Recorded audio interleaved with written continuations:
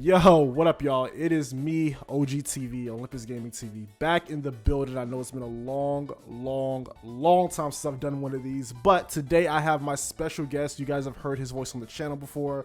You guys have heard me shout this man out multiple times. I got my man Serial Sensei in the building. Go ahead and sit up to the people. What's going on? What's going on? How are y'all doing? Appreciate you bringing me on. Collabs have been like a thing for me in like the last week, and it's kind of fun. So Yeah, I'm glad I'm doing another one. Yeah, I saw that you did one with the Sega fam. Who was it, Pop? I think you did one with Yep. Pop recently, right? Yeah. Yep, we did like Yeah, a little retro talk. So it's been cool invading other people's spaces.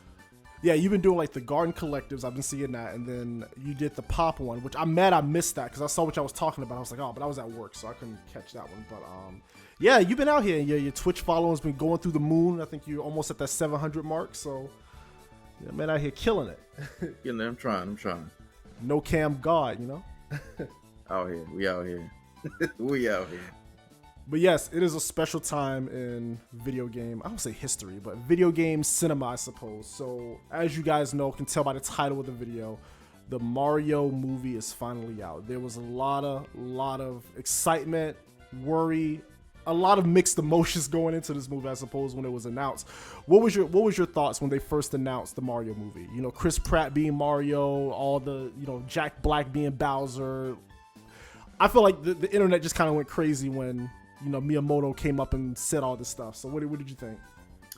I was like, the idea of the movie makes sense. I'm actually surprised they hadn't made one earlier, but I remember seeing the casting for the voice acting, and I was like, this might be a mixed bag. Some names I was excited to see. Seth Rogen as Donkey Kong. I said that makes sense. Good. I like that. Yeah. Jack Black as Bowser. I'm like, I feel like that's gonna work. I like that. Yeah. Yeah. Chris Pratt. Star Lord. Yeah, wasn't that one? Nope. Some of the other ones, it was kind of up in the air. So I was just curious. I was excited that it was happening, but I tried not to get too excited. Like, let me keep my expectations low. But I want to say they're gonna nail this, but they might not. So I'm gonna just go in and just whatever happens, and I'll feel how I feel when I leave.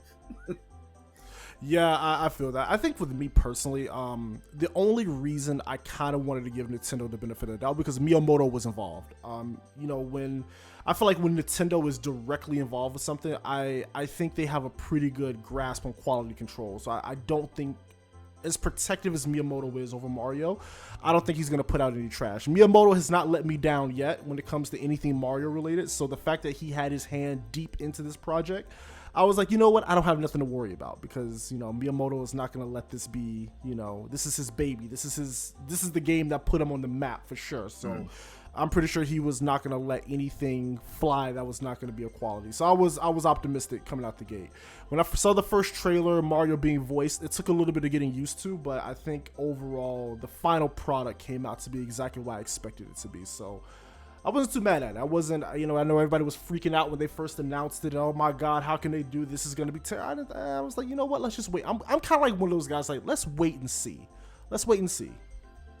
Yeah, you can't jump off the ledge too early. With yeah, that's the thing nowadays. People jump into hot takes before they actually see anything. It's like, guys, let's. I know we have our reservations, but let them put the movie out first, and then we can, you know, figure out if this is going to be trash or not. Yeah, I mean, we see it all the time with like Disney remakes too. When they say, you know, I guess the most recent example is with the Little Mermaid release coming out later this year. Like, oh my God, I can't believe they're doing. Like, well, let's just wait and see what they create. You know, I'm not going to jump off the ledge and be like, oh my God, it's not like the original, and I hope it's not like the original. So we'll see. But speaking of Disney, I do feel Nintendo is diversifying their portfolio. I think, you know, a lot of times I always call Nintendo the Disney of video games because, you know, they have the most recognizable IPs, they're family friendly, they're all about the kids, but they appeal to adults. They play heavy on nostalgia, which is the same with this movie as well. But I think now with them diversifying, you know, going into the theme park realm with Universal and the Super Nintendo world, and them doing this movie, and they're getting into films, and they're having the retail space in New York City, I think they're slowly but surely becoming truly the Disney of video games. So I think it's going to be interesting in the next couple of years what they're going to do. This is a smart move. Um, and I'm pretty sure we'll get into it. But from what I've seen this morning, this movie's doing numbers. Oh yeah, I saw something on Twitter Yeah, said that it beat out Frozen 2 already. Like I think it yeah, made like what yeah. close to 400 million in a weekend. They killing it. They killing it. Oh And yeah, I'm like, yeah. this was a smart move on Nintendo because I felt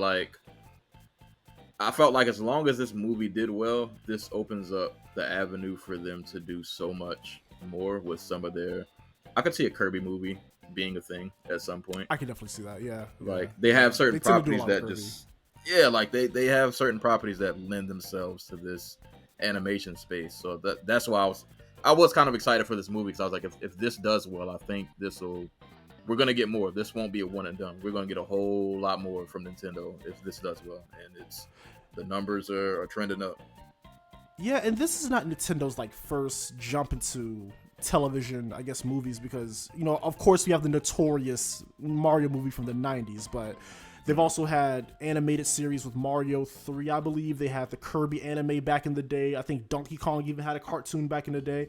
I've never seen any of these besides the Kirby anime, but Nintendo's definitely kind of experimented with media in this regard before. Even I think in the Wii U era, Miyamoto put out like a short film with Pikmin, all CG film with Pikmin if I'm not mistaken. And then the Star Fox anime that came out for Star Fox Zero.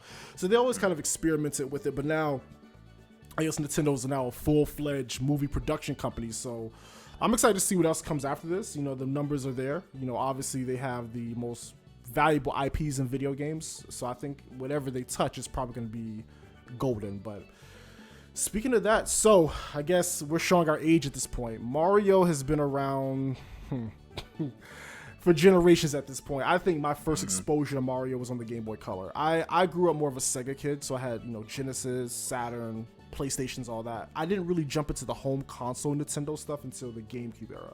So I didn't really jump into like the mainline Marios until like Sunshine, Mario Kart Double Dash, Paper Mario Thousand Year Door, Mario Party 4. That's kind of like when I really kind of got into Mario. But my first exposure to Mario was the Mario 1 port on Game Boy Color. I think it was called Mario Bros. Deluxe or something like that. And from there, I just kind of went back and played, Mario 1, 2, 3, 64. Then, of course, today, I pretty much play all of them, the RPGs, the spin-offs, so on and so forth. So what is your history with Mario? Did you grow up with the franchise? Like, how connected are you to the franchise? Oh yeah, no, me and Mario, we go way way back. Super Mario 3 is like one of my favorite games of all time. I'm pretty sure that's the first Mario I played. I remember that one and Super Mario World were really really huge in my childhood. Like yeah, Mario's been he's been a constant since Nintendo. I haven't played every Mario game, but I feel like all of the major ones I played or ended up having or I rented. Like Mario's just always been a thing for me.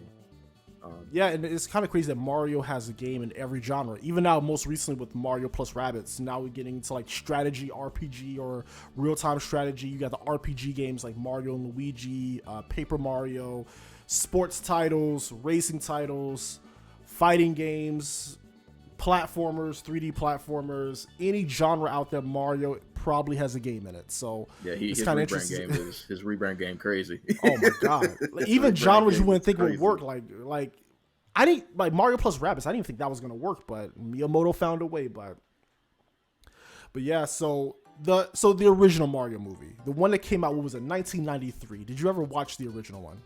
I did not. So I didn't either.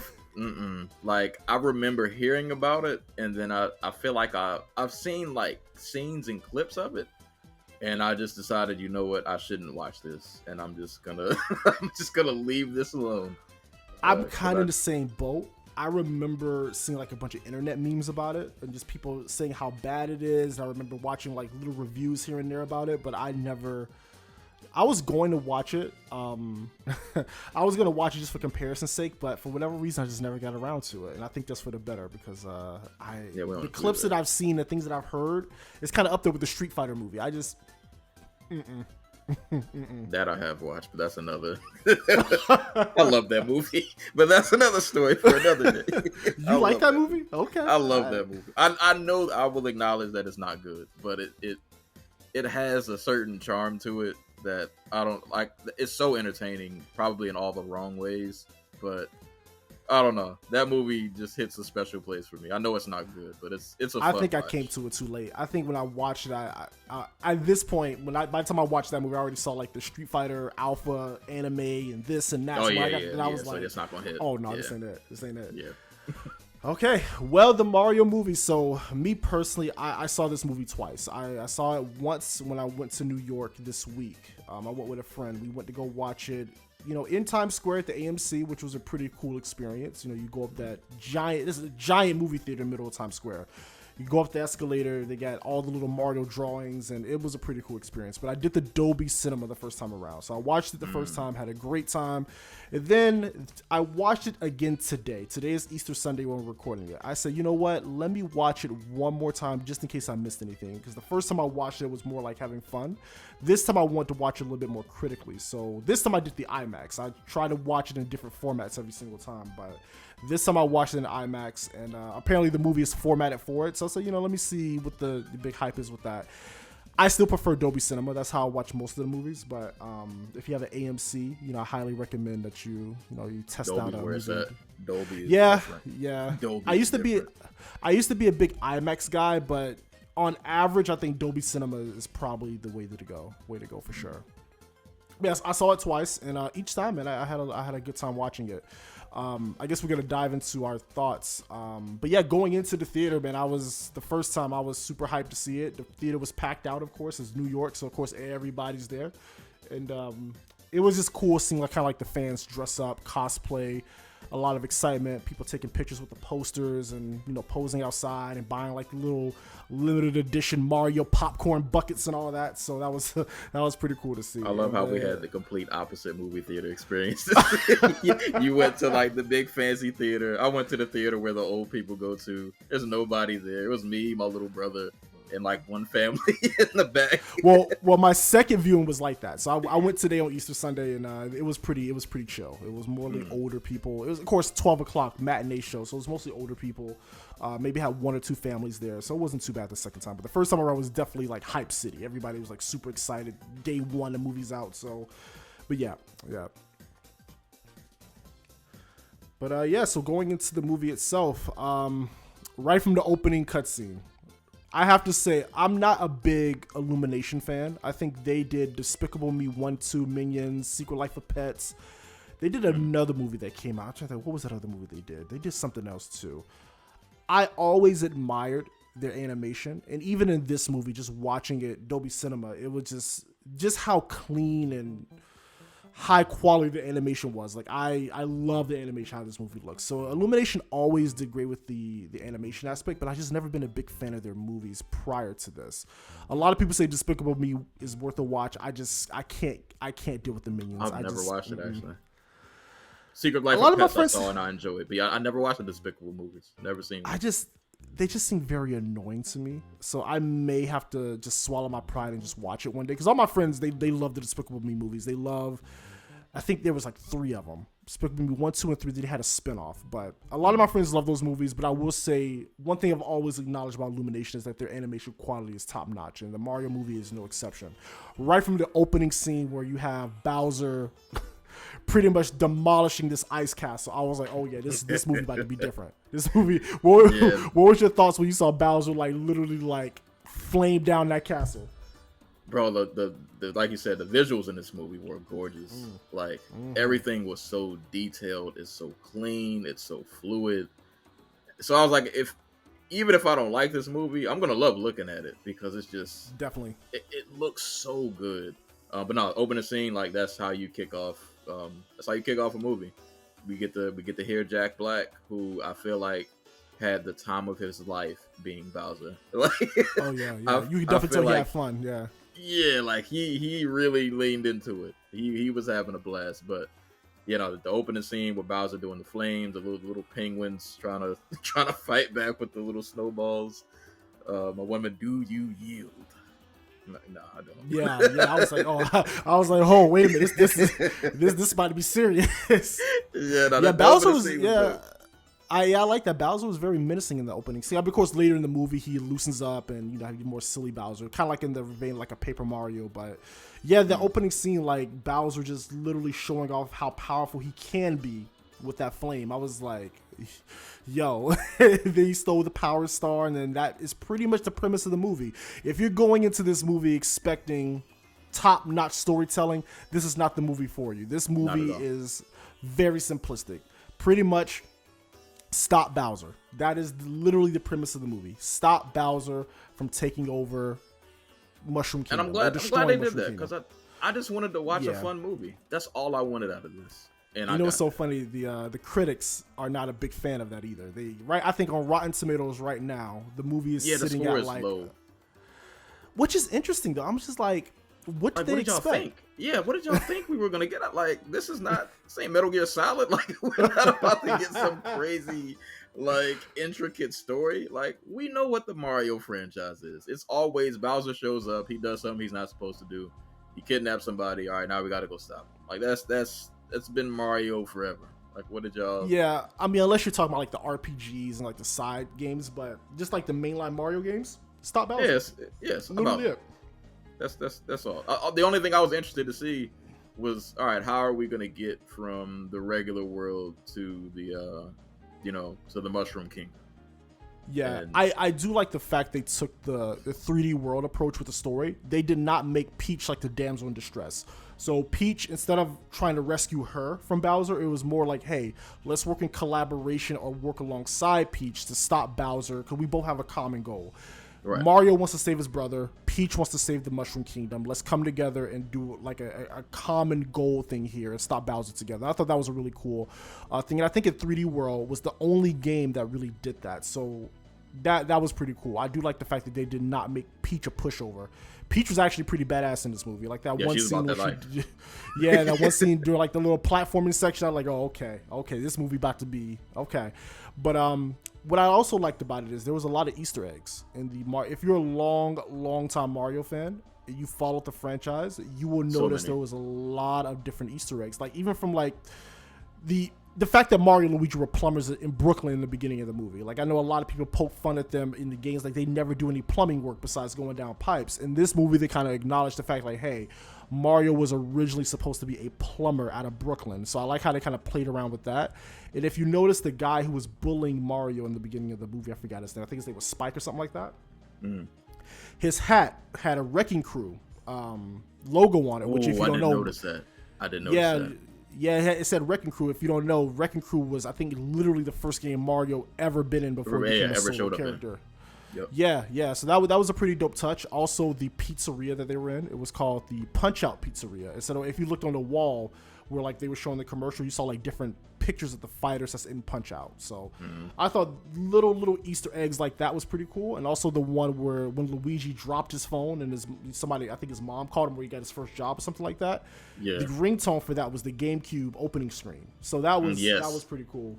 Yeah, I little stuff like that you kind of catch if you're a longtime Mario fan. I was trying to remember the name of the game that Mario was playing when he was playing the Nintendo. That was Kid Icarus. Yeah, that was a Kid Icarus. Okay, yeah, I knew it. Yeah. I heard the theme. I was like, this sounds familiar. I can't remember what this is. So yeah, the original Kid Icarus. Yeah, so little Easter eggs like that. I think he was playing on the NES. Yeah. Yep. Yeah. So little Easter eggs like that. If you're a long-time Mario fan, you're definitely gonna pick up on a lot of those different Easter eggs. Of course, the younger kids, they're not gonna pick up on that. But if you're as old as me and Serial, you probably will pick up on that. So just be on the lookout for a lot of different, even like visual Easter eggs, stuff that you don't stuff that you probably won't catch on the first view. If you go back and watch it a second and third time, you'll start picking up on little different visual cues, like, oh, that's from that game, or oh, that's a nod to this, and yeah, so it's a little cool stuff like that that's in the game. I like that most of them were subtle.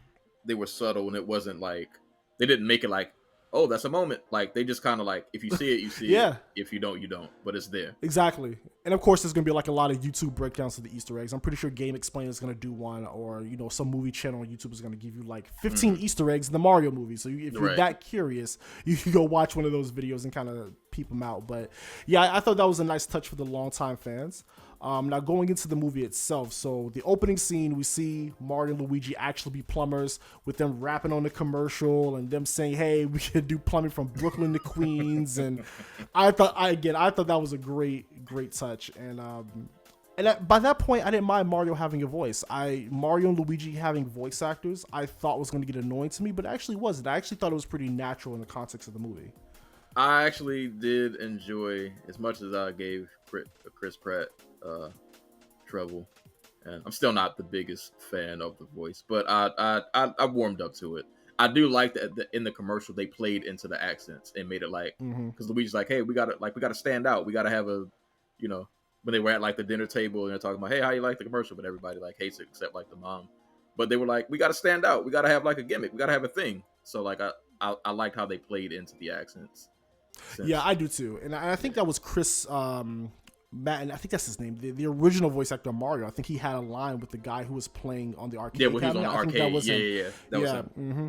Okay, yeah, that was dope. So the fact that they kind of gave him a nod for that, I thought that was pretty awesome too. Because I think I would have been more annoyed if Mario just gave us one-liners like he does in the game, like Yahoo and all that. Like I think I would have been more annoyed if they would have went that route versus him actually having dialogue. So I think Chris Pratt and the other guy who played Luigi, them having actual voice actors and lines, Charlie I Day, thought I think. yeah, I think it played. I think it was beneficial. Like it didn't annoy me. I thought it flowed pretty well into the movie. And the fact that they were plumbers was pretty funny. Like that one part when they actually got their first job and when it's like this high rise and Luigi pissed the dog off and then they start. That dog reeled him something serious when he broke that little bone. I kept wondering though, like that bone, was it like a nod to Luigi's Mansion? Like that's what I kept thinking, because I don't know if that with the bone and the dog, if that just kind of like a nod to Luigi's Mansion or not. I know a later part probably is, but I kept thinking every time I see a bone and with Luigi, I'm like Luigi's Mansion. So Could have been. I don't know if that was a been. nod to that. Yeah, it could have been. Yeah, definitely could have been. Definitely But yeah, they mess up they mess up the bathroom. And then from there, they go back home, and then Mario's family's like ridiculing them, like, oh, you don't quit your day job to do this. You bring your brother with them, blah, blah, blah. They get all sad. There's a big flood in Brooklyn, and then we have Mayor Pauline. Shout out to her. I guess they're not in New Dunk City if you play Odyssey. They're actually in New York City. So they see an opportunity like, oh, snap. We can, like, showcase our plumbing skills by saving Brooklyn from flooding. I don't know how they're going to do that, but we're going to make it happen. They go underground. They are not successful. Then they find this warp pipe. Now, I thought this part was really cool. It actually kind of showed what goes on when they warp from world to world. So now every time that I play a Mario game, I'm going to think of that scene, thinking Mario's going through all this just to get to another world through a warp pipe. Just to go through a pipe on the other side of the room. He didn't travel through a whole galaxy. It's like a multiverse type thing. Like, we're like, okay, this is what goes on, and then and then they get separated. It was beautiful though. Like the oh yeah, there's another just scene where the visuals are just like, bro, this is crazy.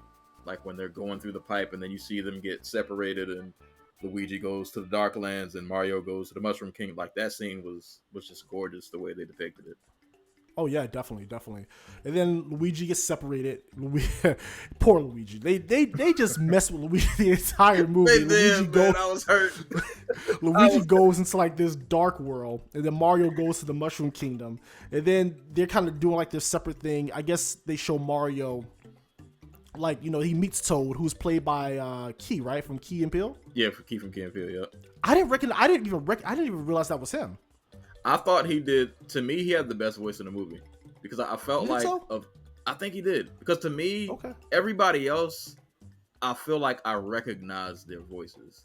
To me, like he didn't sound like that was his natural voice. Like it sounded like he was actually trying to like play a character. As to where I heard the Jack Black and I'm like, all right, I can tell that's Jack Black. I hear Seth Rogen, I can tell that's Seth Rogen. Yeah, you probably wouldn't immediately know that was Key unless you just. I mean, I knew it was beforehand because I looked up like who was playing who, but he still like his voice sounded not so much like his regular voice. So I was shocked. I was like, that's him. Yeah, no, he killed it. He killed it. He was a really good Toad. So then Toad takes Mario to the Mushroom Kingdom, which. It looks exactly, I don't say exactly like, but it looks very similar to Nintendo's World and Universal Studios. And I don't know if they did that on purpose as like a big kind of commercial type thing, but it looked extremely similar. If you ever seen like videos or like commercials for Super Nintendo World or Universal, the world that they built out in the movie looks very similar to that Mushroom Kingdom they have there. So that's probably a coincidence, or they did it on purpose. It's like an advertisement thing, but whatever. But anyway, they take Mario through all these different pipes. He has the platform to get here, and that's a nice little nod to the game too, because you see like all the little clear pipes. You see like all the little pipes that take you in the wrong direction. Blah blah blah. And then he gets up to the. Did he meet Princess Peach, who is voiced by, I can't remember her name, but I thought Princess Peach did a phenomenal job, and I like her character design here too. Yeah, like this is where we kind of get to see like that she's not a pushover.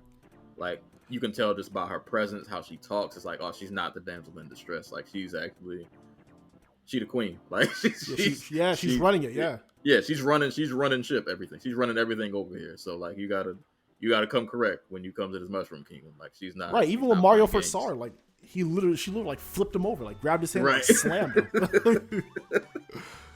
Yeah, this intro scene was really cool, and I want to backtrack real quick. Like when he was running through doing all the platforming, like it's just cool to see how they integrated things that we love about Mario that wouldn't. Like you wanted to see how like some of this is gonna make sense in the framing of a movie, and I feel like the best they could, they made little stuff like that like make sense. Like, all right, we're gonna take all these platforming sections that you would do in a game, and this is gonna be a part of a city. And you just gotta maneuver through all of them to. Right. I love the scene where they were going. Mario couldn't figure out which pipe to go down, so that he could go all the way to the top of the building. I love that because that reminded me of they have stuff like that in Mario Rabbids when you're running around and you don't.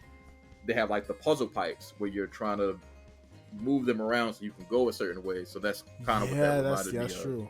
Yeah. So that I didn't even think about that. You're right. Yeah. That was really, really cool to watch. Oh, and I didn't even draw that correlation. You're right. Yeah, Mario Rabbids does have that section where you have to like match the pipes, and oh, so annoying. It is so annoying. It is. I felt Mario's pain. Yeah, for sure. I didn't even think about that. You're right. But yeah, we get to introduce Princess Peach and her kingdom, and like you said, her characterization from the jump is like she's actually running the kingdom and not just like you said, this damsel in distress. And then they cut over to my man Luigi. Now, poor Luigi, that man is getting like tortured.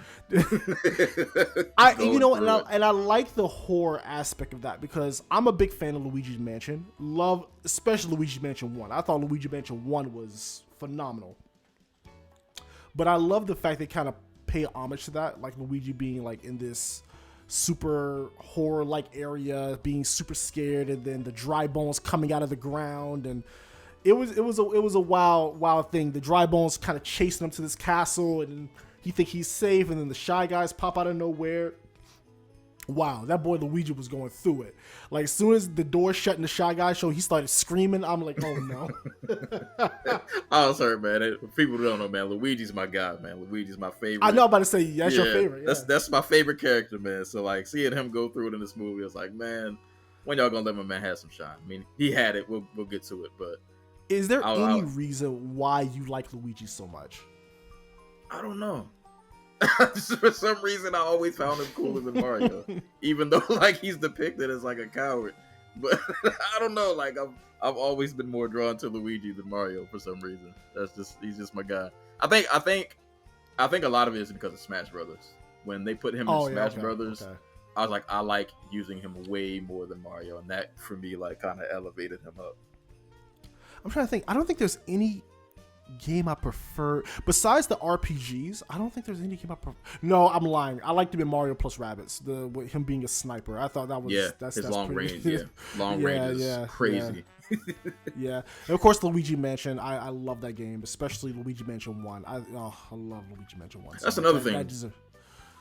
I'll say this movie did good is us seeing like all of the little enemies and how they, like you said, seeing yeah, like all of the little enemies, they all looked great. They all felt like they belonged, and it all the little details of this movie, I feel like were done really, really well. Like I got to see pretty much all of like my favorite. I don't say favorite, but all the enemies that I'm used to seeing from those old games in the movie, and seeing them like kind of be the same as they are in the game. You know, the little bone guy getting crushed and then him coming back together. you know, like I said, seeing the Shy Guy, seeing Bullet Bill, which we'll get to later. Oh but yeah, Bullet Bill. yeah, no, it was the way they did the enemies in this movie were really, really dope. Yeah, I don't think they played a huge role in it though. Like you don't really see Mario and Luigi like really fighting with Goombas and Koopas. Like I think they were more like backdrops of anything. But it was cool to see the representation of it. And of course with the Mario Kart, we'll get into that part too. But the Mario Kart section, they even highlighted some of the elements from there too, which was pretty cool. But yeah, it was cool seeing the enemies on stage. Like well, not on stage, on the screen. Especially like when Mario was going through the Mushroom Kingdom trying to get to the princess. You saw like the little colorful, I forgot what they call them. They're from 3D World, but the little colorful things. You saw the little, I don't know what they call these enemies in particular, but the thing that has like the super long legs that go from right to left. Does the weird walking, yeah. I know you from somewhere. I do feel like a missed opportunity. They didn't have the boos, which are my personal favorites in the Mario series. Like I thought, like the horror scene where Luigi was kind of going through. I was like, okay, they could have did something with like the Boo Mansion or something like that. Like, yeah, we see a cameo of King Boo during the wedding, but we don't see any of the boos anywhere throughout the movie. And it felt like during Luigi's scene that would have been perfect. Like, yeah, even like if he just would have got creeped, yeah, like even if he would have got creeped out just by one, like it didn't even have to be a bunch of them. Just seeing one, that definitely would have made that scene even better. But I'm assuming they're gonna do more of these. So I'm hoping that they definitely will. They definitely will. But yeah, after we see Luigi getting tortured and Mario meets Peach and all that, Peach say, "Hey, we have a common goal. We got to stop this Bowser guy. Let me put you through a test, a platforming test, to see if you're going to make this happen. If you can come with me throughout this journey or whatever." So, what was really cool, I love how the water textures looked when the little question mark block came up. And then they disperse into like this whole platforming ultimate ninja type deal. Yeah. And then Peach goes up and just kills it. She running, she sliding, she jumping, she kick. I'm like, you don't do any of this in the games. So it was, I guess in 3D World where you can play as Peach, I guess you can do all that. But it was cool to see like Peach actually kind of hold her own. Like she killed that challenge. I was like, yo, like she's just as acrobatic, if not more than Mario. I love how at the end she did the little float with the dress. Yeah, that was pretty cool. I was like, that's a nice little touch at the end. Yeah, that was cool. And then Mario, he just fail. I mean, they finally introduced the power-ups too. So, you know, in that scene, Peach say, hey, you know, we have these blocks with power-ups and you have to eat this mushroom. And then Mario becomes Super Mario. Then he run through the trial, fails again. They was there to damn near the next day. And Mario, I don't even think he got the flag because he came so close. And then he jumped on Bullet Bill, and he was almost there, and he got bit by the little flower, the robotic flower thing. Yeah, and he lost. He lost the mushroom. Yeah, and I like the touch saying when Princess Peach said, if you get hit once, you lose the power-up, which is a great nod to the Mario games. Because if you know anything about 2D Mario, if you get hit once, you go right back to small Mario, whatever power-up that you had last. So I thought that was a good touch as well. Yeah, it made it so, because it would have been too easy if he would have just been able to just keep that form. So it made him have to stay on his toes. Like, all right, I have this power-up, but like, I actually really... It made it like the game. Like where you're really trying your hardest to not get hit by something because you want to save Big Mario. So yeah, like little stuff like that, I really, really appreciated about this movie. They made it make sense. They did. So I definitely enjoyed that. They did, and then we find out from there we find out what Bowser's motivation is. He wants to marry Princess Peach, which that's been an ongoing thing in the 3D Mario games. I think like the only two that I recall that really kind of talks about Bowser's desire to marry Peach is Mario Sunshine and Odyssey. Maybe one of the RPGs he had the same motivation, but those two are the first two. More so Odyssey because it's a little bit more recent. But yeah, Bowser wants to marry Peach. He said that's his fiance, that's his boo. Made a whole album about her and everything, man. Jack Black was singing. Jack Black was on that piano. That man was singing his heart out. I saw an article say he was reluctant to do it, but I guess the people at Nintendo made him comfortable. So, but that song was funny. I was in the theater cracking up during that whole song piece. But apparently Bowser wants to marry Peach. He's obsessed with Peach. And For what reason, I don't know, but that is his motivation. That man is, listen, if Peach don't marry me, I'm going to take this power star and I'm just going to destroy everything. Right. That's really what it boils down to. When you say it out loud, it sounds ridiculous, but it's Mario. What do you want? Yeah, no, it worked. I rolled with it. Like, I didn't think before this movie about how they were going to make a lot of this connect. No.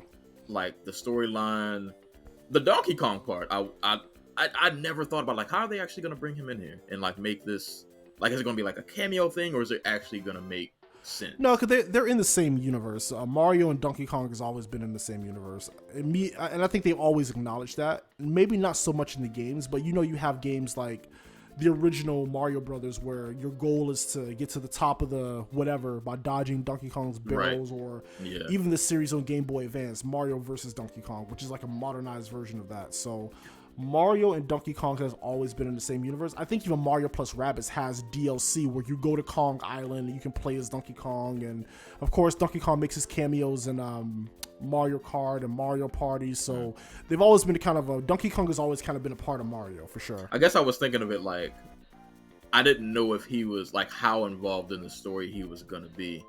Like, Yeah. I was thinking like, oh, he might just be like a guest scene. Maybe it'll be one of those parts where Mario's just running through some place and Donkey Kong just pops up. I didn't think that he was actually gonna be like, he's really a part of this movie. Like, he's an important character in this movie. I thought he was just gonna be like a passing by kind of. We'll see him in a scene or two, and then that'll be it. But which I guess kind of goes back, yeah. Yeah, it was cool to just see how they really brought everybody into this movie. Yeah, and I guess that kind of goes back to like the original Mario Brothers, where Donkey Kong was the focus and Mario just wanted to rescue his girlfriend. So, but like I said, Mario and Donkey Kong always kind of had that connection piece. But they always have separate games. So like Donkey Kong has like the Donkey Kong Country series. Mario has, Mario, the 2D platformers, 3D platformers. The only time we kind of see them in the same light is like during the spin-off sport games or during like the Mario versus Donkey Kong series. So, but it is cool to see that, this movie kind of says, hey, they solidify the fact that they're in the same world indeed. So,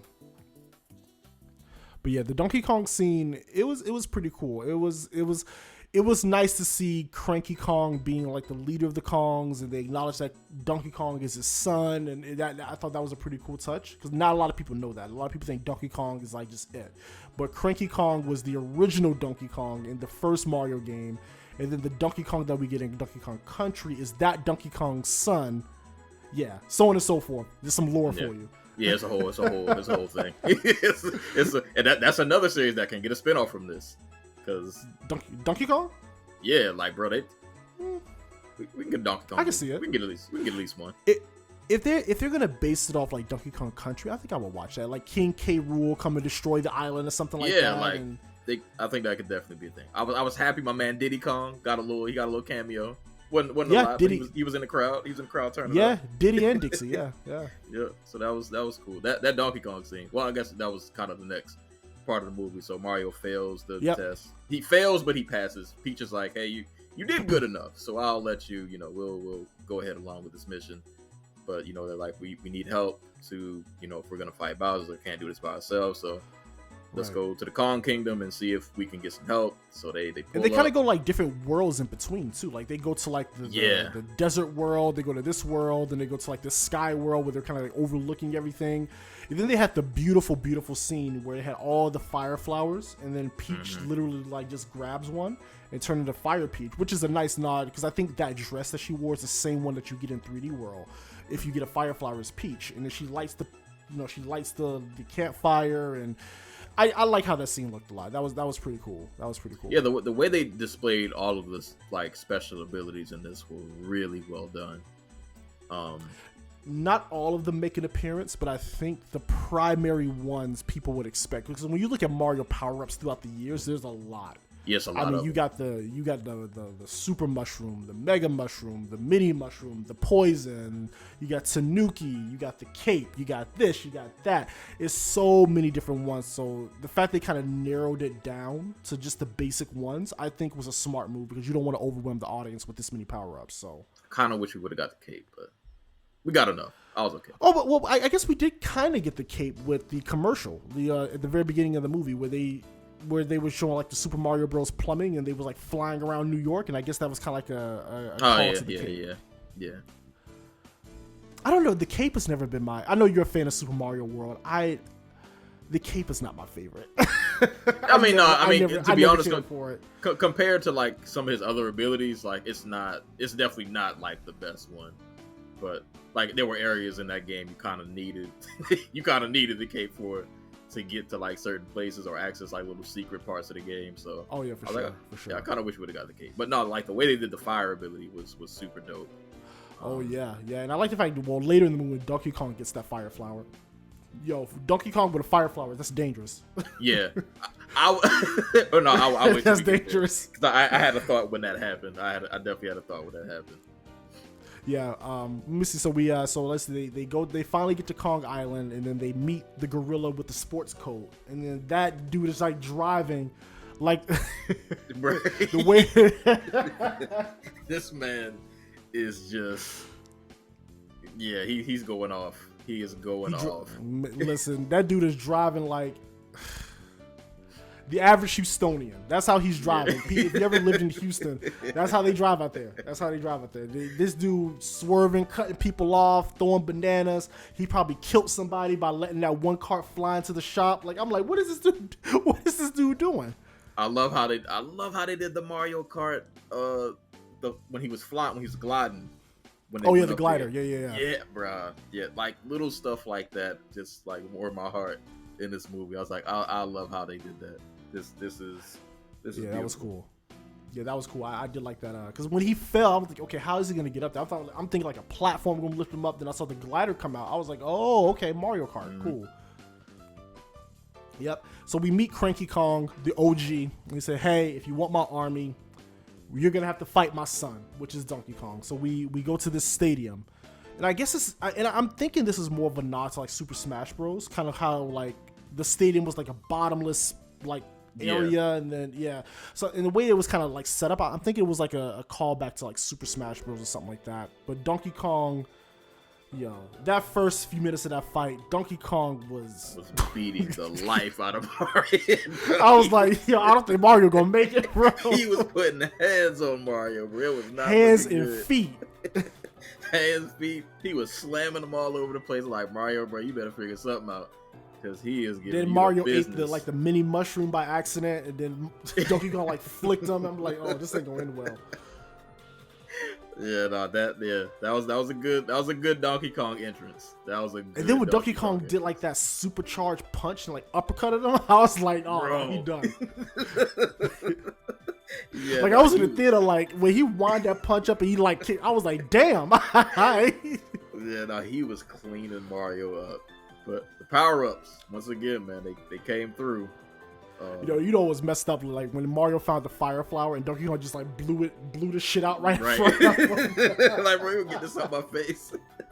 I was interested to see like what was the power up that was gonna get him to win. I don't know why I wasn't expecting it to be the cat, but I guess it kind of makes sense because he got to be way more nimble and kind of the cat one. I was kind of shocked to see that because I was thinking, okay, they're only gonna stick to the power-ups like in the first 3 Mario games. They're not going to go into like the 3D stuff. But when I saw the cat Mario, I was like, oh, 3D World, which is one of my personal favorite Mario games ever. Like I think that's like in my top 3. But I love the cat suit. The cat suit is definitely one of my favorite power-ups ever because you can just do so much with it. If you ever played 3D World, the cat suit is damn near broken in that game. You can climb walls, you can do this, you can glide, you can like, it's just ridiculous what you can do with that cat suit. He got busy. He got busy. Yeah. The cat suit definitely. Yeah, I was just surprised to see it, but being and a lot of people in the audience, at least not a lot of people who are not diehard Mario fans, they did not know what that cat suit was. There were some people in my first viewing, like, oh, the cat suit, and I heard other people like, what power up is that? I've never seen that before. But yeah, that's from 3D World if you don't know. So the cat suit. That one of my favorites. I played that game on Wii U when it first came out. Played the Switch version, which is better because it's faster. It's if you haven't played 3D World, go play that. Please go play that. It's so good. But yeah, the cat suit, he definitely put in work with that. He was dodging all of Donkey Kong's hits, slamming them, scratching them. Definitely made his comeback for sure. Yeah, pulled off a nice comeback. Had DK dazed and confused at the end of the fight. I don't think it's like I didn't think that cat pounce was that powerful. Like I'm like I don't think in 3D world it's that strong. Like you can like knock somebody through a platform. Like I don't think so, dog. But it worked. It worked. No, he got him. He got him. DK was about to fall off the whole stage. Yeah. Mario had to hold him up. So, yep. No, yeah, that scene was fun. So we get to see Mario turn up. He gets the dub. Peach is proud. Yep. And they get the army. So yeah, now we get the army. Now we ready to roll. And this is, I feel like, when the scene. I hope I'm not going too far out of order, because I think at this time Luigi's probably still going through what they had him going through. But that scene when they were getting the carts ready. Oh yeah, I thought that was cool too. Oh, yeah. When they were switching the items, like I said, it's little stuff like that really made this movie for me. And I think the game that started that, like where you could switch like the cart, the wheels and all, I think Mario Kart 7?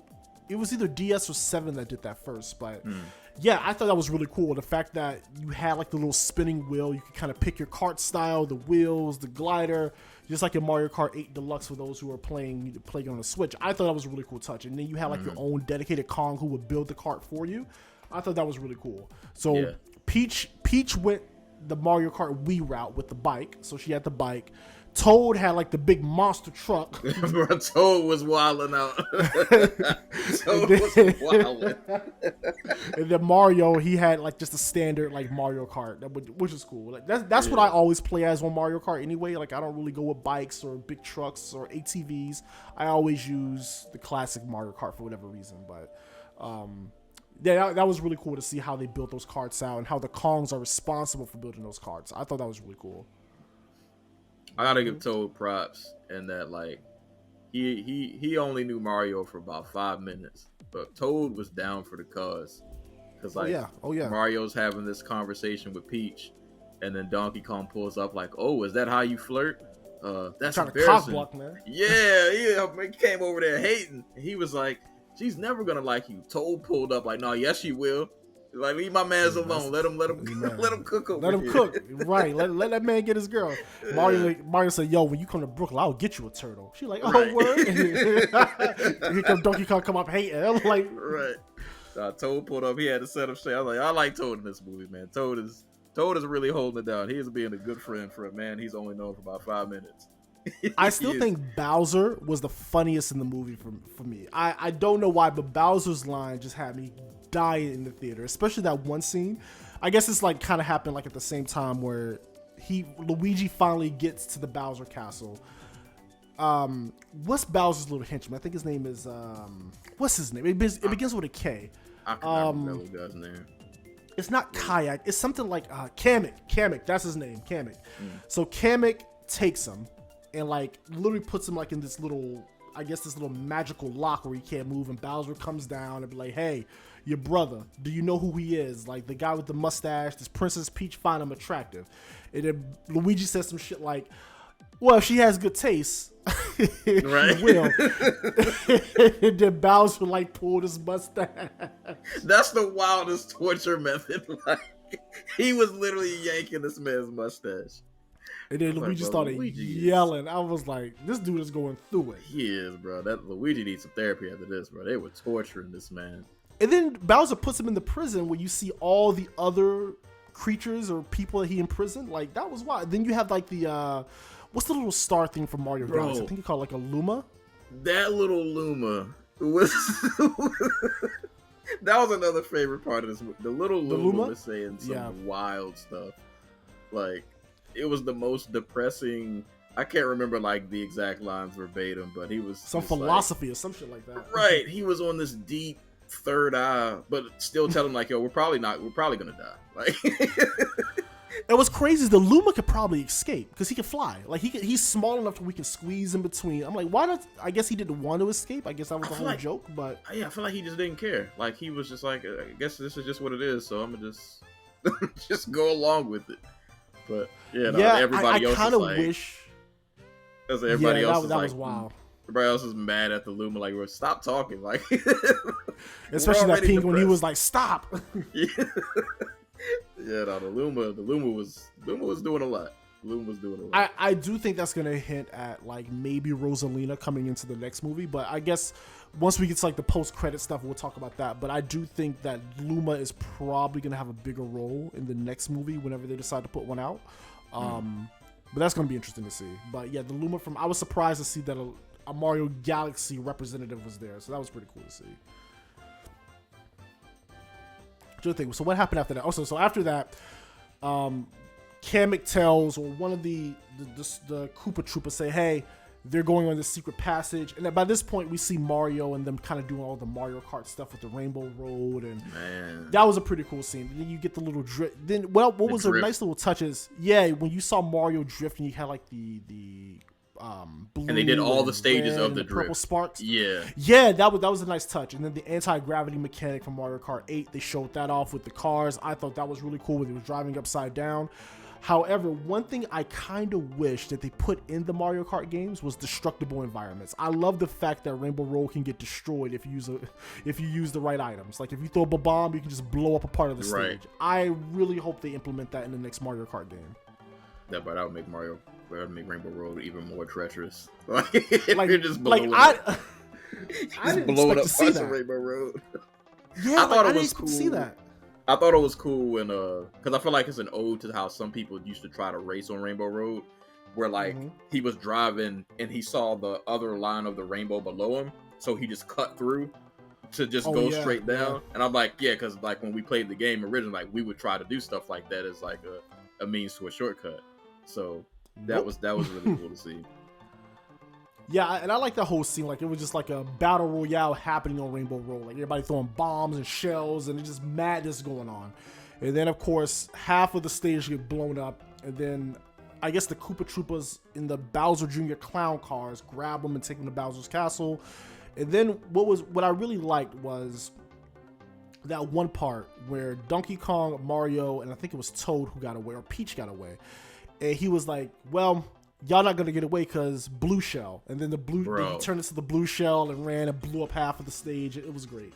That was fire. That was so fire. Because when they were on the track the whole time, I was like, all right, how's the blue shell coming in? Because the blue shell has to show up at some point. Has to. Yeah, that's like a Mario Kart shell, staple. We got the bananas. We had bombs. The blue shell got to show up. So yeah, no, that was one of my favorite scenes for sure. Yeah, again, Nintendo, please, next Mario Kart, make destructible environments. If I could throw a blue shell on Rainbow Road and blow up the course, that was fire to me. I was like, that should be in Mario Kart. Like, yeah, you can't go this way. Everybody falling off the stage now. It was. Maybe I feel like in the game you had to like, maybe it'll break for a couple seconds and eventually like it'll like repair itself. But, yeah. No, that was fire. That was super fire how they did that. Yeah, it's Mario and Donkey Kong. They go down, and I like seeing like the little shards of Rainbow Road in the water. I thought that was like a nice little touch there. Mario ends up saving Donkey Kong, and I guess they gain some respect for each other. Then they get swallowed by this fish, and then I guess Donkey Kong starts to argue with Mario, and they get an idea like, "Hey, we have this barrel here. Let's just blow out of here." They get up out of there, and they go rescue, Peach or whoever else. At this point, the wedding is happening, so Kamek comes down saying, hey, prisoners, y'all don't deserve this, but you're going to go to the wedding, blah, blah, blah. And I guess at this point, if we back up a little bit, I guess the only reason why Peach agreed to do this wedding is because Bowser said, hey, if you don't do this wedding, I'm going to kill your Toads. And at this point, Kamek kind of grabbed one of the Toads while like squeezing them to death. And so Peach agreed to do the wedding, and that's how the wedding scene starts. And that's where all hell breaks loose. So that's kind of what leads into like the final bout with Bowser. I think what else? I feel like something else happened in between there. No, I mean, Donkey Kong and them showed up. They were about to get dropped into the lava. Yeah. And DK had to, hold up. Did Peach already start fighting by then? Because I remember like she had froze Bowser. She had the. So what happened was at the proposal or during the wedding. Oh yeah, Toad. Yeah, he was like Bowser's like, I'm gonna sacrifice these people on your behalf anyway. And then Peach was like, no, we not. That's not gonna rock. So she had like a ice flower underneath the bouquet, and then she turned into Ice Peach. And the only thing I could think of when looking at that was like Elsa from Frozen. Like I just instantly thought of like anytime I see like an ice princess, I automatically think of like Elsa from Frozen. But anyway, Peach get into the ice suit, start freezing everything, and that's when all hell breaks loose. Yeah, now we just got a brawl for all. Now it's just it's just straight up pandemonium. I like the ice ability though, the way like she did that. Like I said, all the special I'm trying to abilities think. in this game. I think there was only 2 games that had that. I think it was New Super Mario Bros. For the Wii and the Wii U. I think those games had the ice flower, and I know Galaxy had it too. Yeah, Galaxy had ice flower as well, but I never seen Peach use it, so that's new. But yeah, no, they turned up. Yeah, they did. And then Donkey Kong and Mario, they got back to the Mushroom Kingdom, and boy, Donkey Kong turned up. Donkey Kong got that fire flower. I'm like, oh, that's dangerous. That man was flipping. I'm glad like he didn't get to keep it for that long because like, bro, he is OP. Like, yeah, y'all can't. Let that dude was like, I was when he jumped and threw the fireball, I was like, oh no, y'all got to do something about this. Because this man he is a problem. And now at this point, you know, Mario's like confident in his abilities now, so he's out here moving and grooving. And it's like, oh, this is a nice ending. Like y'all are, I think y'all are gonna stick to landing with this because this looks like it's leading to something good. And then they showed off another power up, the Tanuki suit, which is another one of my personal favorites in Mario. I think Mario 3 was the first one that did that. Yeah, Mario 3, the Tanuki suit. Now, however, I don't think in any Mario game you can literally just fly with a Tanuki suit. I think you can just float, but the fact that Mario can like straight up fly was kind of crazy. I said that's cool. But yeah, and then Luigi's like, Mario, why do you look like a bear? Yeah, they he did his thing though, man. That whole scene where they were running through the kingdom was really, really fire. Yep.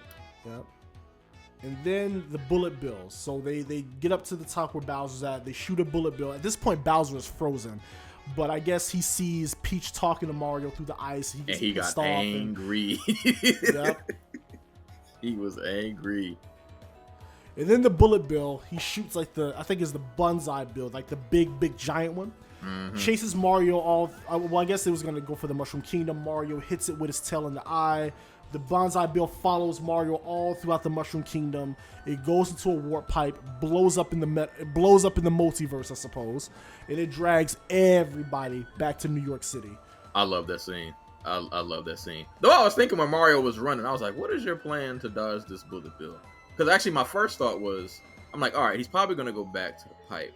But I'm like, are you going to go back? Because I don't know why in my mind I was like, all right, you're going to go back to the pipe.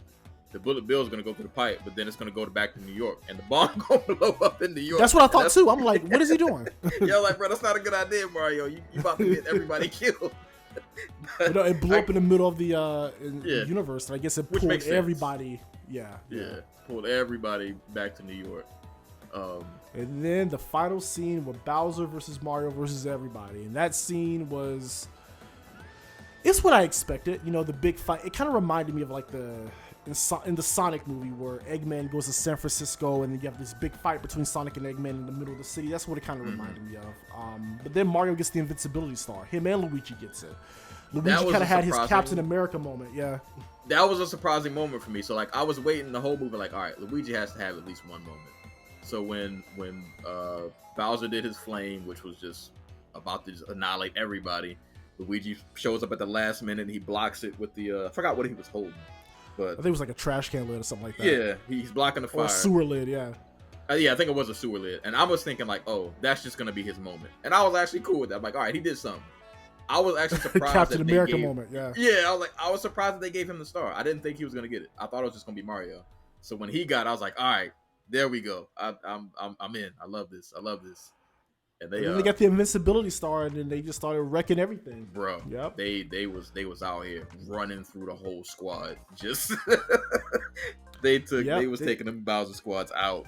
Just somebody tried to hit him with something, and whatever they hit him with broke, and then they started beating up Bowser, and they had like a Dragon Ball Z moment, punching him in the air, punching him back down. The uppercut. Yeah, no, they turned up. They turned up with the star, man. They definitely turned up with the star.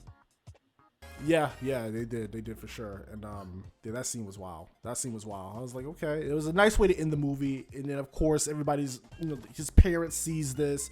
Nobody in Brooklyn is questioning where these people came from. Like, why is there a gorilla Right. with a tie on, a talking mushroom? We're just happy that Brooklyn is saved. Nobody's questioning anything. It's just like, oh, okay, Mario, you saved the day. Yeah. So Forget that was a good scene. Forget you're fighting a dragon that we don't know where he came from at all. Is Bowser a dragon? I think he's a turtle, right? Is he? Maybe he's probably is. Yeah, he probably is. Yeah, I think they hint at that in the movie. Like, I think, is he a dinosaur? Is he is he a turtle? Either way, he's something that should not be in Brooklyn. Right. And nobody said a thing like, "Hey, who's that thing? What is that? How did that get here?" But and then I guess they capture him. They make him eat a mini mushroom. They put him in like a jar, and that's that. Like, obviously that's not gonna stay because the movie is getting a sequel. If you guys stayed for the end credits and the mid credit scene and the final credit scene, which we'll get into if you saw those. Mm-hmm. I like how they did the mid credit scene where, we get to see Bowser singing again. But then it kind of zooms out, and you still see him as a little, little Bowser in the cage. And like, told like, hey, stop all that noise. Yeah. Right, shut up. You can't talk to me like that. You know who I am. Yeah, no, so that was. I was wondering though, how? I mean, maybe it's just movie/video game logic. How does he just stay small? Because I thought that wears off over time. Like, how is he just gonna stay little mini? Yeah, I'm guessing that's movie logic. Because that is a good question. Because the mini mushroom does wear off. I don't think they gave him like a special type of serum or nothing like that. It's just a regular mini mushroom. So right. What my prediction's probably gonna be, because Kamek is like Bowser's right hand, especially like in the RPG games. Somehow, I feel like in the next movie, kind of similar to Galaxy, Kamek is gonna find a way to get to the Mushroom Kingdom, break in there, release Bowser from whatever spell he's under with the mini mushroom, and that's going to kind of kick off the second movie. I'm guessing that's what's going to happen if they're going to follow video game logic or historical Mario logic. And then the post-credit scene, what a lot of people didn't stay for. I don't think people realized these movies had post-credit scenes, because when I was there, I was like, let me Google it real quick before I get up out this seat. Yeah, the couple, or the family that was in the back, because I stayed, always let my little brother know, like, hey, it's 2 scenes, we're going to stay. But I remember the family that was in the back, they stayed for the mid-credit, and they almost left until somebody in the family was like, no, there's a second one. And then they stayed and watched the second one, because they were definitely about to leave. Yeah. And the second one, we see the Yoshi egg, which the Yoshi egg was left in the sewer. I'm assuming that's in Brooklyn. And that is going to lead us into Mario 2, which I guess we can give our predictions what Mario 2 is going to be about. If we're seeing a Yoshi egg, I'm assuming we're probably going to have a reason to go to Yoshi Island. Like, it may be like some sort of incentive for Bowser threatens the Yoshi people or whatever the case is.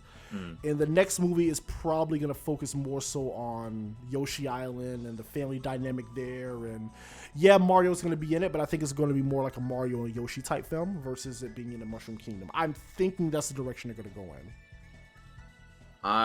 I want to see Mario Galaxy so bad. When I saw the Luma, I got so hyped. Like, I knew we weren't going to get it this movie, but just seeing the Luma, I was like, Galaxy, please. I would love a Galaxy movie. The only thing is, Miyamoto, when Galaxy 1 came out, or after it was already out, Galaxy 2, he went in and rewrote the story because he said Galaxy 1 had too much story. I said, what? No. It's perfect. It's perfect. I think Galaxy 1 is probably the most cinematic Mario movie, Mario game to date. I think that would probably make for the best movie. Yeah. That's like my favorite. That's up there for me. That might be, of the 3D Marios, that's my favorite one. Like, that's hands down the best Mario game ever. Bro, I don't think anything tops Galaxy. It's so good. So yeah, like I was like, and then we got to see how the little multiverse looks anyway. I'm like, just imagine the cinematics they could pull off with Galaxy with him. And Rosalina? Oh. Yeah, like this. And like, you don't got to go there maybe with the exact, like, kind of how you said, if we want to go to Yoshi's. Because I am wondering how they're going to tie this universe together and make it all, I don't know, linear. I'm not sure how they're going to do it. because I guess you maybe not have to do Galaxy right away, but I'm interested to see like how are they going to talk, because Mario has so many different games. So like, what are they going to pull from to the next movie? Yoshi's, I guess, Island would probably make the most sense.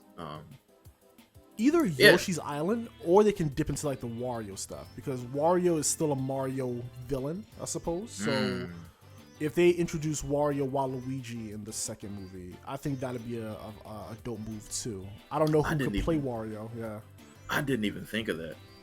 Like, they really do, because Mario just has so many they have so much they can pull. Like, and I feel like this is one of the benefits of Mario, like, being this super long running franchise, but like the story, like there's a story, but like you're not playing Mario for some crazy intricate plot. I feel like because of that, they can pick any universe they want and somehow it'll make sense, because like these stories aren't super complicated, and that's not what we really come for Mario for. So like they could pick anything and probably make it work. Yeah. As long as they don't go the multiverse route, because I feel like every movie is doing that now. Like, I feel like every movie is telling, like, oh, we have these multiple universes. Like, if they, like, I'm pretty sure if they did that, like, oh, we have the mainline Mario, we got Paper Mario, we got the Mario from here, Mario from there. I'm like, okay, all right. Hopefully they don't go that route, but I think with Nintendo's approach to storytelling, it's probably going to be something very simplistic. They're just going to kind of build off of what worked in this movie and just kind of expand upon that. So I can see this going. I guess technically Detective Pikachu was Nintendo's first foray into movies, but I can definitely see Mario 2 being more so focused on Yoshi, especially if they show the Yoshi egg post credits. So we'll see. I'll say real quick, because I have to cause some trouble. I have to ask this question. Because we know, man, the rivalry, Mario and Sonic. It's a thing. Sega versus Nintendo. I got to be that guy. Do you think is this better than either Sonic movie? Ooh. Well, let me ask you this: have you seen both Sonic movies yet? Yes, I've seen both. Okay. I think. That's a hard one. I think overall, if I were to watch them back to back, I would give the edge to Sonic. Honestly, yeah, I would give the edge to Sonic, but Mario is not too far behind. No, I think they both do different things better than each other. But I do think, if as a movie, entertainment wise, I think Sonic 2 is the better movie than Mario. Yeah, I was gonna say, and I'm a Nintendo kid through and through, even though Sega was the first console that was mine. But I consider myself a Nintendo kid because I played it more. But I think I like this better than the first Sonic movie. Yeah, I don't think I loved the first Sonic movie as much as everybody else did. I thought it was just okay. But the second one, I love Nintendo, but I might be stretching the lie a little bit if I said this was better than Sonic 2. I don't think it's terribly far behind. Like, I don't think it's a complete wash. No. But Sonic 2 had, like you said, they both do different things well. The one thing that I do like the Mario movie already over the Sonic movies is that it's fully animated, and it's not. I wish Sonic would have not. Like, I don't care about these humans. We don't need these people. Yeah, like, I don't care about that either. You got Shamar. You had Shamar Moore all oiled up on the beach and all that. Right? Like, we didn't need this. I mean, on one hand, I guess I do like seeing Jim Carrey as Dr. Robotnik, so it does kind of work. Yeah, that was cool. I like Mario being fully animated. I feel like it just works better. But yeah, I mean, even like Idris Elba being Knuckles, like I thought that was, and plus that I think Knuckles is getting a spinoff show on Paramount Plus. Yeah, the Knuckles from the Sonic movie, Idris Elba, he's getting a spinoff show, so that's gonna be interesting. But I think the Sonic movie was, I'll give it the edge, not by much though, but I'll give it the edge. I think Knuckles and Super Sonic kind of tip it over for Sonic for me, because as much as I love the Mario and seeing the star wasn't cooler than Super Sonic. And that hurts to say because I love Mario, but the Super Sonic in Sonic 2 was just like that. That was a moment. Like, I mean, we all knew it was going to happen, but just seeing it on screen was like, bro, this is childhood feels right now, seeing this on a big screen. Um, Yeah, I don't know. Sega and Nintendo, they're it looks like they're going all in on movies. I mean, if I were to place bets though, I think Sega properties will make better movies, but I think Nintendo has a better sense of direction and better quality control. So like I know Sega, they announced Streets of Rage is getting a movie. I think they said the Yakuza series is getting movies. It's gonna be interesting to see. It's gonna be interesting to see.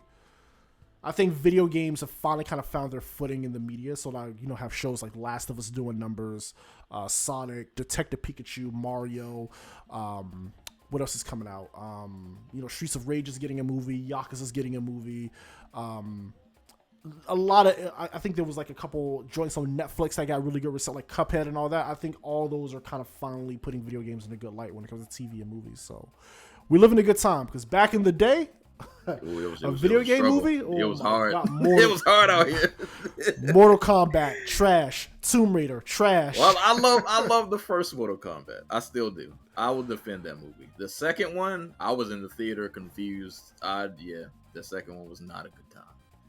Not a good time. Yeah, back in the video game movies. Even the new one they did, like it has moments. It's an okay movie at best. I don't think I ever watched that. I kind of forgot about it, honestly. I think you should. I think it's worth one watch. It'll frustrate you because there are things added in that movie that didn't need to be there, but their depiction of Sub-Zero, oh my god, and I'm more of a Scorpion guy, but bro, Sub-Zero in that movie was amazing. I'll have to check that out. Yeah, it's worth at least one watch. There are enough moments that I think it's a decent watch. It's not the best movie in the world, but I see what they were trying to do, and some of it worked, some of it didn't. But no, like you said, video game movies and video game properties in general and media, with TV shows and things like that. Look at what happens when you stick to your source material. I feel like we could have been here. Oh, yeah. We could have been here if y'all would have just stuck to the source material. Look what happens when you stick to the source material. You get good results. Who would have thought? Who would have thought? Yeah, we live in a good time. So hopefully they keep up the momentum. I feel like video games are going to be... We're probably going to see... now that we have the success of Sonic and Mario, and especially Mario doing $400 million in a weekend, which is insane. I think right now is like the highest grossing or highest opening animated movie of all time at this point. So with Mario doing these type of movies, we're definitely going to see more Nintendo properties getting this treatment as well. I think Metroid and Star Fox is a safe bet. I would love to see that on the big screen, especially Metroid. What else? Kirby, I'm pretty sure that's a safe bet. Pikmin, maybe. Maybe an F-Zero movie. I would even watch that. So, yeah, they like I said, Nintendo and Sega both have a lot of different properties to pull from. But I think the more if we're assuming that they both keep going deeper into their, movie bag, I think their movies are just eventually going to be way different from each other. Because there's nothing Nintendo, like Yakuza is going to be a completely different feel from anything that Nintendo decides to pull from. And on the same front, like if Nintendo is a Metroid movie, that's good. Like if they do it right, that's going to be crazy. Like I will look forward to that. That Star Fox, there's so many franchises they can easily make movies. Zelda, I'm not the biggest Zelda fan, but I can definitely see people flocking to the theater to see that. So, yeah. Hearing him with a voice would be... Now, that's a casting job right there. I would not want to be that person. Who plays Link? Oh, yeah, that is true, because he's always been mute. Yep. Who plays Link? Because unless they just keep him mute and just make... Because I think in one of my favorite Zelda, that's a spin-off game. In AOC, the Age of Calamity, everybody had voice acting except Link. So unless they just keep him mute and just have everybody else, that'd be weird seeing that on the screen. I think on screen he has to talk. So yeah, like somebody, whoever, I would not want to be a person doing that voice, boy, because that's some tough shoes to fill from a guy who doesn't talk. But to be fair, Mario didn't really talk either. But I'll say real quick, just to throw the numbers out there for Mario. It was projected to do 137 mil, and it says the movie is expected to gross a further 178 million for a total of 368 million. This makes it the best opening for an animated movie ever, knocking off Frozen 2, which did 358. So Mario is out here doing these numbers. Miyamoto is like swimming in money right Right. now. The bag, when that check cleared. Yeah. That boy Miyamoto, Yeah. that man Miyamoto, man. But nah, man, good on Nintendo, man. Good for everybody involved in this. As much as like we love these franchises, like it's still a risk to do these movies because like we all love them so much. So it's like if this would have been bad, like they would have gotten slammed if this wasn't up to a certain standard. So, you know, good on Nintendo for really I think they pulling this played it safe. I think they played it safe for the most part, and I think they did what they had to do. I think this movie was more so to kind of test the waters to see, okay, people are willing to come out to watch something like this, and Mario is a valuable IP, obviously, $400 million in the first weekend, which is insane. So I think Nintendo kind of did this as like, let's put some money in this, let's test the waters, let's see what the reception is going to be, and I think they accomplished that and some. So I definitely think we're going to be seeing more Nintendo produced movies in the future for sure. I'm here for it. I'm here for all of it. And for Sega too, man. I'm here for all these video game properties. Like, this might be the thing, like, I don't know if superhero fatigue is a thing, but, like, these video game properties, now that people are doing them correctly, this might be the next wave of, like, mega popular movies being all from video game properties. I think so, especially on the TV front, because like people like Last of Us, like nobody expected Last of Us to be as good as it is, but a lot of people are like, yo, Last of Us, like people who would even know Last of Us is a video game is talking about it. So right, yeah, so yeah, like if they pull from the right video games, like we might be in for some really good stuff, man. I'm looking forward to it. You know, it's yeah, like you said, we were struggling back in like the 90s and 2000s with video game movies, and now we're finally it's getting a little more consistent. Like we can start to trust the trailers we're seeing now and like actually be excited, like, oh, this might actually be good. So that is one thing I don't do though. Like I'm making sure I only watch one trailer when a movie's, because I feel like the trailers, they talk too much. They do. They show too much. I'm like, okay, when I see that first initial trailer, I'm not watching any other trailers besides that. Yeah, you watch the first one in the end because the other one's going to tell you the whole movie. Like I think for Flash, I only saw one trailer. For this new Blue Beetle movie coming out, I only saw one trailer. Like I'm not watching any more trailers. That Blue Beetle movie looks good. I don't know if I'm gonna watch that. I like it. I'm gonna watch it. That Into the Spider-Verse though. That looks fire. Yeah, that I'm excited for. But the Blue Beetle, is that part of the MCU? Is that part of the DCU? I think. Man, at this point, I love DC, but I don't know what's going on no more. I don't even pretend like I know. I don't. I have no idea. I'm excited for the Flash. That Flash movie looks legit though. I ain't gonna hold you. That Flash movie looks like that may be the best one. It is. Yeah. Yeah, this summer is going to be a lot of stuff coming out this summer, man. Yeah, man. Guardians of the Galaxy. You got Flash. You got Spider-Man. Yeah, there's a lot to look forward to. That's just the stuff that we know about. So right, it's going to be exciting to see. It's going to spend a lot of time in the movie theater this summer. So I'm excited. For sure. Cool deal, man. Well, I appreciate you for coming through. Is there anything you want to plug before we get up out of here? Serial Sensei on all platforms.